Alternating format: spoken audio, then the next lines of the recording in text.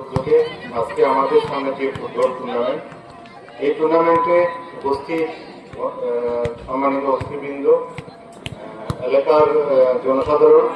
এবং দর্শনার্থীরা যারা আছেন মাঠে,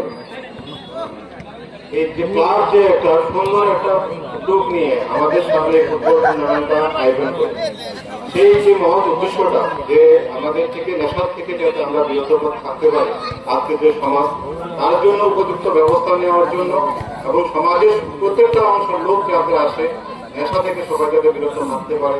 সেটার দিকে সবাই যাতে সচেতন থাকে, তার জন্য সজাগ দৃষ্টি রাখে এবং খেলাধুলার মাধ্যমে প্রতিটা একটা মধ্যে যে প্রতিযোগিতা, একটা সুস্থ প্রতিযোগিতা আমরা সবসময় একটা লক্ষ্য করতে পারি।